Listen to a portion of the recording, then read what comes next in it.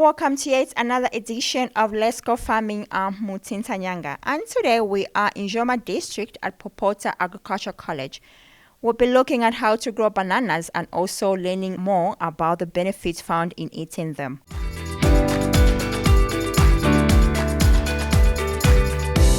We now join Popota Agricultural College practical instructor Lakson Banda as he takes us through the process of banana production. Come to Popota banana section here. So I'm going to take you through the stages involved in the production of bananas. So at first you need to have land. That's the first thing that you need to have. Secondly, you need to have enough water, because they like a lot of water. Thirdly, you need to have healthy suckers. As you can see, our bananas are very healthy. So I'll start, if you look at here, this is a sucker. So when you buy these suckers, like this, it's a variety Sweet William. We bought them from Amiland, just right here in Choma. So when you buy these, you look at the roots. If they are healthy, then that banana, you are good to go to start planting them. So as you can see, bananas, there are a lot of farmers are confused to say maybe it has the seeds or what. No, bananas, they don't have seeds. Bananas, we use the suckers. So when you buy your suckers there, make sure that there is that uniformity. The height should be the same. Also, even the stem size should be the same, so that when you start harvesting, you start harvesting at the same time. So now, how do we plant bananas? That's the first thing that you need to know. So bananas, normally we dig a hole. Or first you peg, you make lines, because they are supposed to move twin lines. You are supposed to have twin lines. So in these twin lines, what you are supposed to do is you peg, depending on the size of your land. Just like here is 1 hectare of bananas. So a twin line lands from this side to the other side is about 100 meters. So it's 100 by 100. So if you look at the spacing, we are going to talk about the intra-spacing and interlow spacing. So since I'm saying they are going as twin lines, so you need to make a box. So when you start at the starting point, you dig about 60 centimeter to 1 meter. Then when you dig going down, then the radius or the diameter of that, you make a circular thing. It's supposed to be 50 centimeters. So the diameter is supposed to be 50, the radius 25. Then from, if let's say you have dug about 60 centimeters, what are you supposed to do in that hole? So of course, before all those, you look at also the soil fertility. You can also take your soil for sampling to show the fertility levels in the soils. So when you dig, when you are given those results from the lab to say, okay, your soils are okay, you are good to go. Then after digging, the first thing that should come into your mind is, this is a heavy feeder. A banana is a heavy feeder. It requires a lot of nutrients. So how do we do that one now? You need to support it. You put manure. Manure can be cow dung, can be poultry manure, rabbit manure. So just like as a college, we have small livestock, such as broiler layers. Also we have rabbits and goats. So we normally get the manure from those enterprises. When you get, the hole that you have dug, I said is about 60 centimeters. You get 1 bag, about 50 kgs of manure. You put it there. When you put it there, again, you get the topsoil. As you are digging, there's the topsoil that you are supposed to put separate. Then thereafter, you have the other soil that supports the topsoil. That soil, again, you put it the other side, because that one is not needed.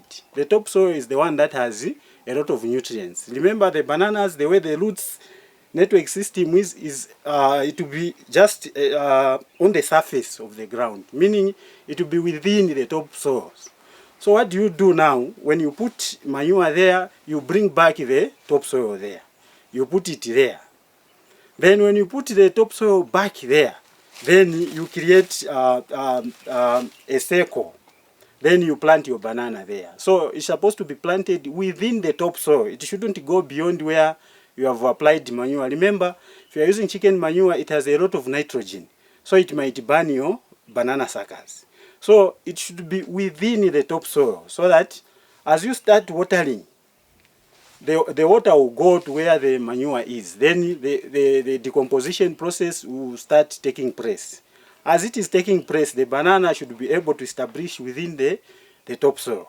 So again, if you have fertilizer, remember you can also grow bananas using organic method, just manure. But if you want, we know to say agriculture is a business.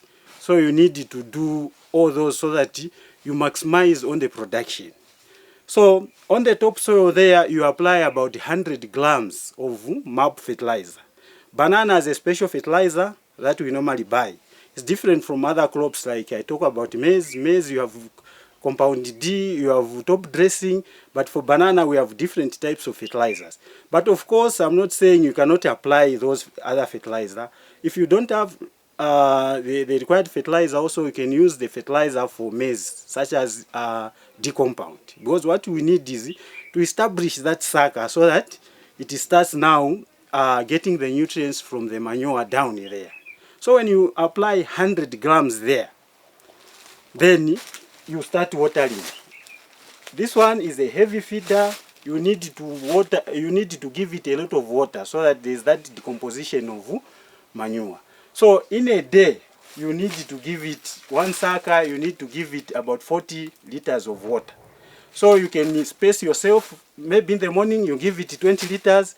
Again in the afternoon you give it 20 liters. But make sure that during a day at least you give 40 liters per station. So the next station that you are going to do now, you do 2 meters by 2 meters. So the interspacing, that is the space between plants in the same line, is supposed to be 2 meters. Then you dig another hole. Then since I said it goes like twin lines, what you are supposed to do, the other line again, we are going to talk about the interrow spacing again. That one, it should be again 2 meters. Then you create like a square. So you have a 2 meters this side, in between the plants in the interrow spacing.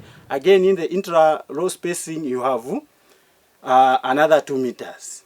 So now when they start growing this, after applying everything now, there is that decomposition. It will show you to say now the roots have reached where now the decomposed manure is. You will see now it will produce a lot of suckers. This one is vigorous in terms of producing suckers. It will produce a lot of suckers, but again, we don't need a lot of suckers at a station. So at least at a station, we need to maintain about 4 bananas. So as you can see here, this one is the mother. It has a fruit now here. Then this mother, as it is growing, it will produce another sucker. That sucker now we call it a daughter. So this one is a daughter. The next to the mother, it's more like a family. You find in a family you have a child, the firstborn, they will be growing like together with the mother. So if you look at, this is the mother, this is the daughter, the next to the mother. Then the one that follows the daughter is the granddaughter, this one. So this one is a granddaughter. So make sure you have another sucker also which is coming. You maintain about 4 bananas per station. Then these others, since I said it's vigorous in terms of producing suckers, you remove them now, you keep on expanding. Just like us, we are talking about the hectare. We started with a 25 by 25 meters, but now we have a hectare. Where are we getting the suckers? It is from this plantation.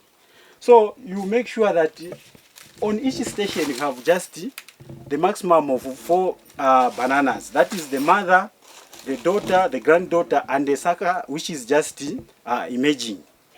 Then, if you look at this, when you have extra, I know you are going to have extra suckers, you remove them and continue expanding. Then I think we are going to take a short break. When we come back, we'll look at how long does it take for a banana, for a sucker to start fruiting. And also we are going to look at the post-harvest technology that we do here at Popota College. Thank you.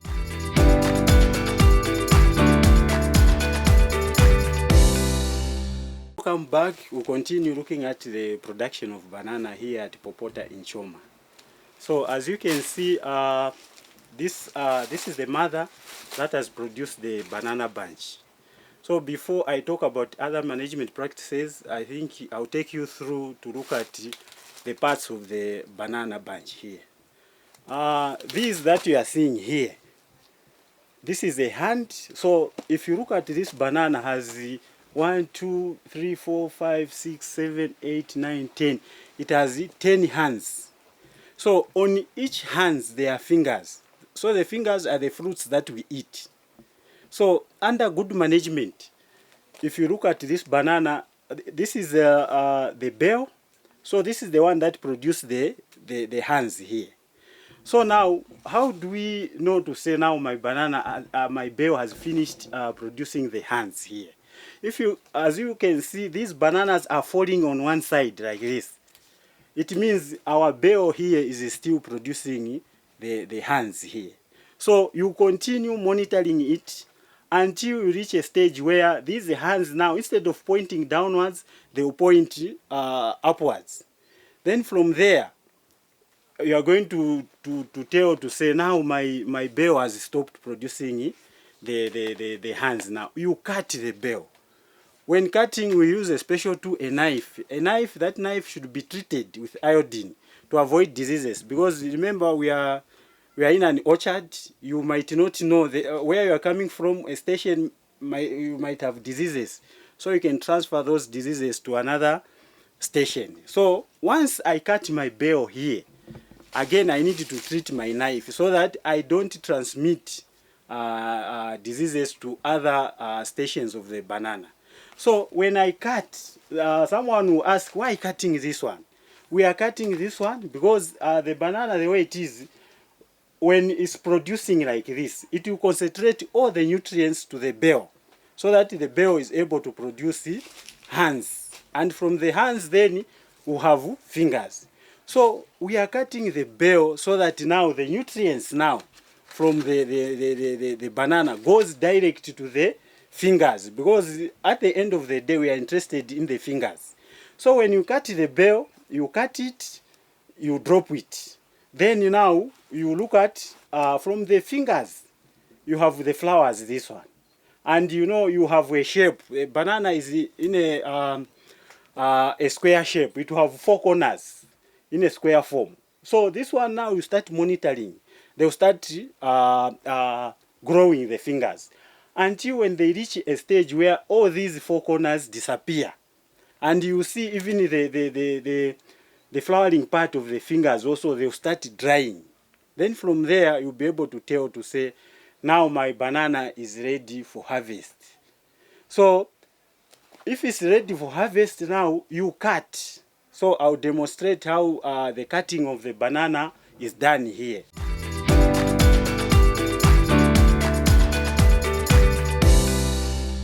Before we start harvesting, let me talk about the diseases that affect the bananas.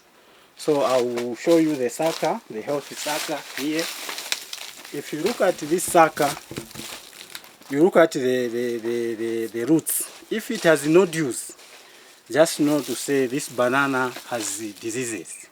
So the diseases that it will have is Fusarium wilt banana.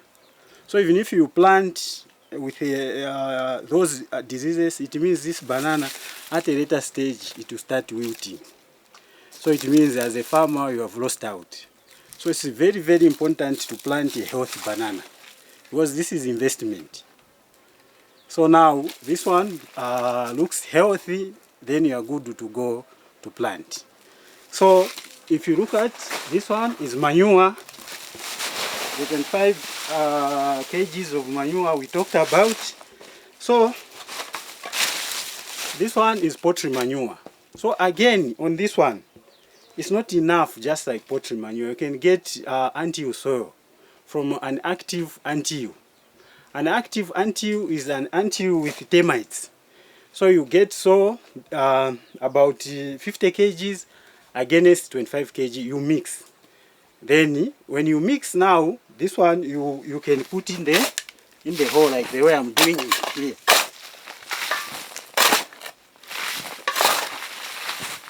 So this is the manure that I'm putting in the hole. Then you level the hole there. Then remember to say this manure has a lot of nitrogen. Don't plant on top of the manure, otherwise your banana will just wilt there. Then from there you get the topsoil. The topsoil that you first started digging about 30 centimeters, you return it back. So this is my topsoil here. The other side is now after the topsoil. So that soil there, it has a minimal benefit to the banana. But this topsoil now. So now I will return back the topsoil.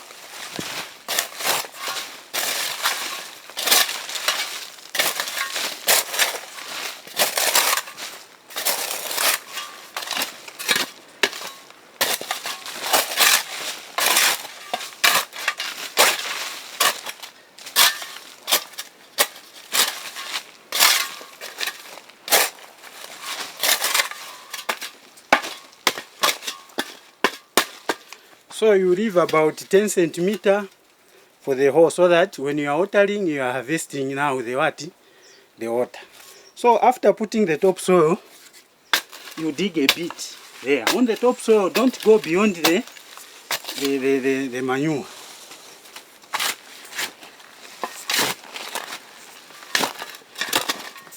Then you bring your banana here.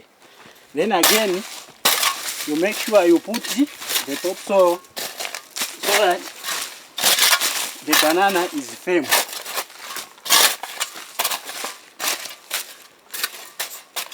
Then you compact a bit so that when you are watering, the banana doesn't fall.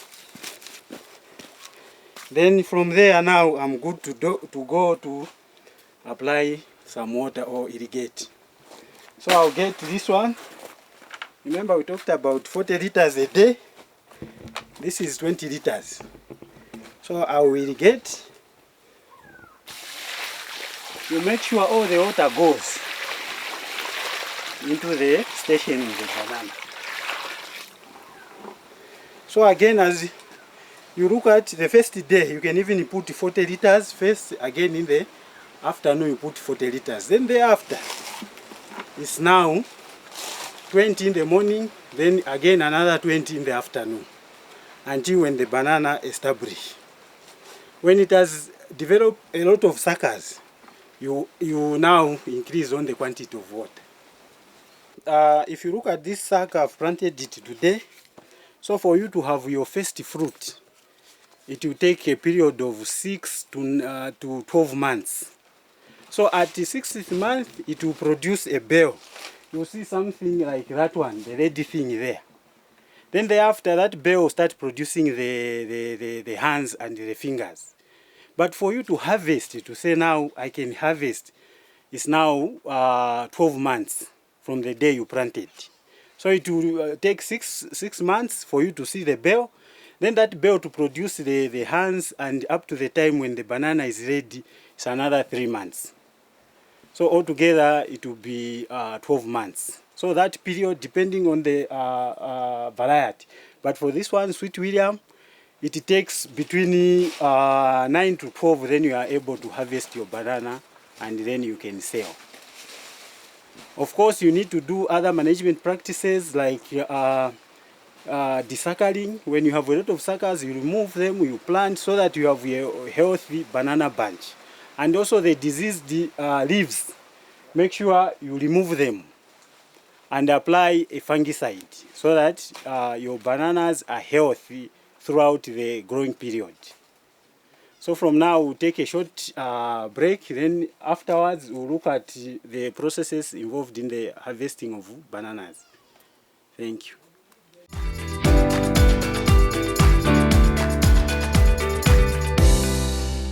So welcome back. We are still looking at the production of banana. Now we are looking at the harvesting process. So if you look at this banana now, is ready to go. As you can see, the bell was removed, and now I talked about those corners of the banana. As you can see, they are almost not there. So at this stage, you can harvest it. And if you look at the flowers there on the fingers, they are dry. You can even try by removing one. If there is water which comes from here, it means the banana is not yet fully ready for harvest. So as you can see, I've removed it there. The flower part, there's no water which is coming out from there. Then this banana is ready to be harvested. So now I'll show you the process, because banana is not harvested like other crops, like maize and other different crops. There's a special way in which we harvest a banana. So if you look at this one, is a banana trunk. This is where the nutrients, water is inside here. So this one, as we are harvesting today, it has a lot of water in it, it has a lot of nutrients in it. So we don't cut from the base. No, we cut about 1.5 from the ground there. So that this one, why are we doing this cutting 1.5 meters from the soil there, is this one, it has already established roots. And remember, I talked about the daughter, the granddaughter. So this one, apart from feeding the fingers and the hands on the banana bunch, it is also feeding the daughter. It's like the mother, it's feeding the child. So it's feeding also the daughter here. And also a granddaughter which is coming. So by cutting down here, we are completely saying stop feeding the daughter. So the daughter now will not grow as expected. So we'll cut it here. So we use a special tool, a knife. And the knife should be dipped in iodine solution, so that if there are any diseases here, at least we are able to wipe them. We sterilize the knife, so that we don't transmit disease from one banana to another one. So this knife was dipped in iodine solution. Then I can, now, if you look at here, from down here up to somewhere here is about 1.5. So this is where I'm going to cut, not there. Because this one, I need it to continue feeding the daughter here. So I'll cut it here.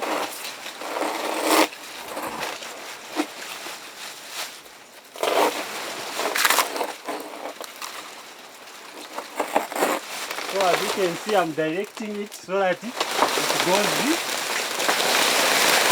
down like this. So you make sure the cut part, you remove it so that it goes down there. It will act as mulch again, as well as when it decomposes again, it will provide nutrients to the bananas that are growing. So it has gone down. You can remove the ribs and spread them nicely so that they act as mulch. I've harvested my banana bunch here. Actually, under good management, these bananas, they are supposed to give you about 50 to 75 kgs. So if you look at this one, I'm even failing to lift it properly. We are going to weigh it, then you'll be able to know the kgs. But as you can see, it's above 50 kgs, this one. So this is how we harvest the bananas. Up next is Letitia Lobasi. She is going to explain to us about the nutrients value found in eating bananas. And hello viewers, my name is Letitia Usiku Kakombo Lubasi. I'm a nutritionist here at Popota Agricultural College. Bananas are very rich in a lot of nutrients such as carbohydrate. It's rich in vitamins and also minerals. So some of the minerals which you find in bananas is very high in potassium. Potassium is very essential for health because it is known to improve nerve function and also muscle function, which is a necessity to ensure that the heart also functions very well. So it is good for health. Some vitamins which you find in bananas, we have vitamin C and also vitamin B6. So these vitamins, as we know, they are also essential to improve the immune system. So in the time of diseases or before even when you get sick, do not wait to get sick. These fruits can be consumed because they are very rich in vitamins, which helps to maintain our immune system, to ensure that we do not get affected by diseases all the time. These bananas, they can be consumed at a time when they are ripe, and others, they prefer to cook them. So the specific type of fruits which are usually meant for cooking are plantains, another type of banana, so to say. But others, they prefer to cook these bananas as a vegetable. So these bananas, they can also be used as a vegetable for those who wish to cook them. But they are only cooked before they are ripe, like in this state. So in this state, the bananas can be cooked. That is, after you peel them, you chop them, and then you cook them. You can add tomatoes, just the way we cook the vegetables. And after being cooked, since they are being used as vegetables, the level of fiber is also very high. So the benefits of fiber to our health is that it helps to improve or to maintain a healthy digestive system. So it eliminates all those problems of the digestive system. It prevents constipation, which which can bring about a lot of problems in the health of a person. I would encourage people to continue consuming bananas as one of the fruits which is readily available, especially here in our country. So consume a banana a day and keep the doctor away. We have come to the end of the program, and we are looking at banana production from Popota Agricultural College here in Joma district of Southern Province. Till next time, thank you so much for watching. My name is Mutsinta Nyanga.